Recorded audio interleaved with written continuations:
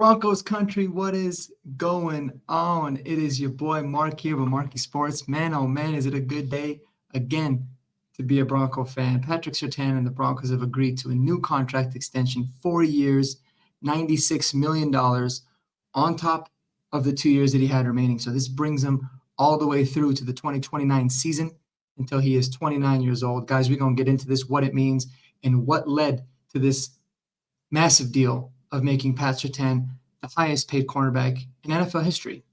How did it come to fruition, guys? Before we get into it, smash that subscribe button. It really help me out. If you love NFL news, if you love Broncos news, if you love fantasy football, if you love it all, check some of the videos out, man, and hit that subscribe. It'll really help me out. It'll mean a lot to the channel.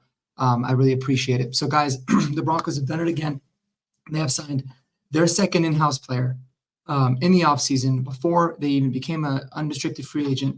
We started off with Quinn Miners, and now we have wrapped up Patrick Surtain. 4 years, $96 million, $77.5 million guaranteed. Now, the exact terms of how that breaks down year after year have not been released, so we'll stay tuned to that. But my guess is that the $77.5 million guaranteed is taking into account the $6.5 million he was going to make this year, plus the $19 million from the fifth-year option next season, which puts about $23 million. So essentially, of all of that, quick math, it's going to be about $54 to $55 million in new money guaranteed, and I'm excited to see how it gets stretched out. But this is somebody that by the end of their contract is only going to be 29, so you get a lot of flexibility to be able to move money around in later years if needed. But guys, I love this move, and this is the exact move that happens. This is what happens when you have felt organizationally like not only do we have continuity top down, but that you feel like you have your quarterback of the future. This is exactly what that leads to. Why is that? Because now we can pay players that have that play a position that's a little more of a luxury position because we feel like he's going to hold down the cornerstone. And so that's why I'm a huge fan of this deal, because it looks like the Broncos are really confident where they're going. The second reason, probably the most important, to be honest with you, is what this does for the overall team culture, right? So just think about it. Just 6 months ago, where we were at, right? The Broncos dumped Russell Wilson. They were getting hounded by the media. I can't believe he hates Russ, and they're paying $88 million in dead money to get rid of the guy. And what kind of a precedent does that send? And Sean Payton's a hateable guy, and blah, blah, blah, blah, blah. And it could have sent, that message could have trickled throughout the locker room, right? A lot of these players are thinking, well, what are we doing here? If we're just going to get dumped, if they can dump somebody, they can pay $88 million to get rid of somebody. What does that mean for us?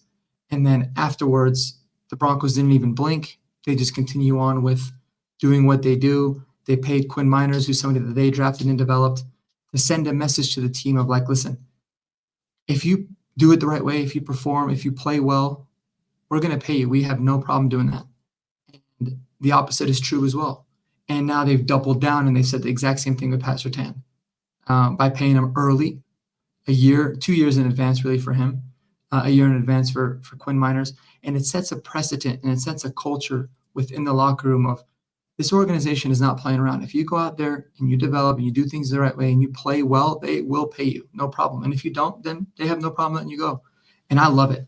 I'm a big fan of that. That's exactly what it is that we needed. And this is what I was always talking about, of why solid ownership and continuity top down is so important. Because not only are these owners doing all the right things off the field with expanding the practice facility and investing into the stadium and, paying $250,000 for a new field for one meaningless game for the team, because they want to be able to give their players the best of the best and as soon as possible. And a stadium is coming, but the practice facility, I think, from the players is even bigger, because now they're going to have a state-of-the-art facility that rivals the best of the best.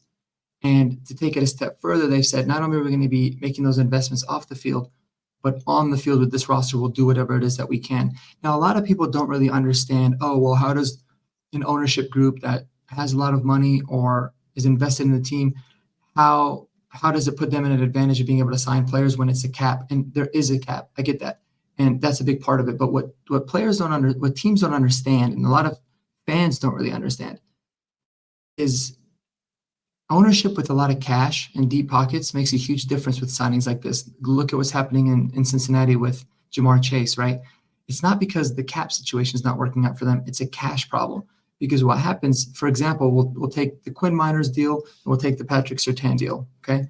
And when you look at Patrick Surtain, he signed a $77.5 million guaranteed contract. Now, whatever the signing bonus is going to be, the ownership group has to put that money in cash in an escrow account to be able to guarantee those funds that they're going to end up being paid out. It might even be the full $77.5 million guaranteed.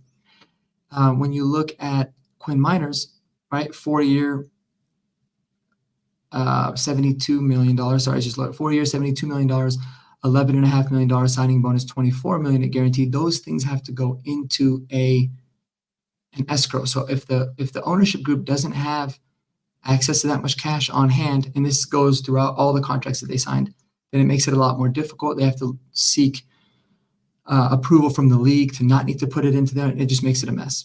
So this is easy money to be able to do. If it works out with the cap, the cash portion of it's not going to be a big deal. They could also make signing bonuses a lot bigger.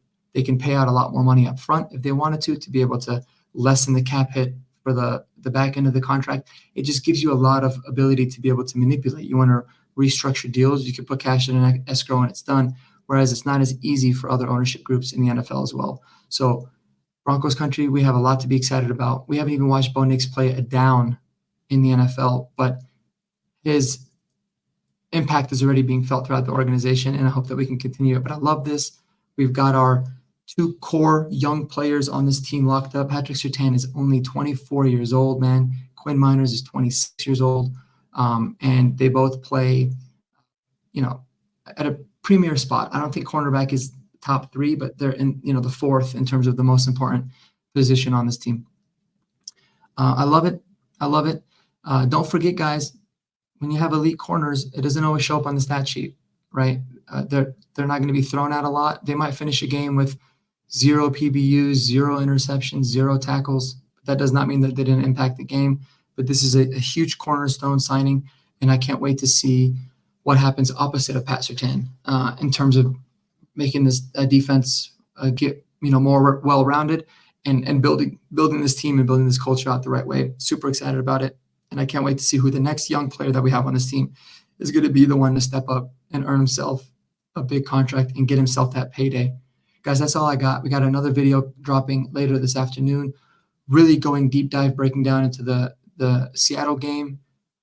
Maybe we'll throw in a prediction in there for you, but really breaking down what are the keys to this game, what's going to make it difficult, and how I feel about it overall. And I think you guys should stay tuned because that's going to be a good one.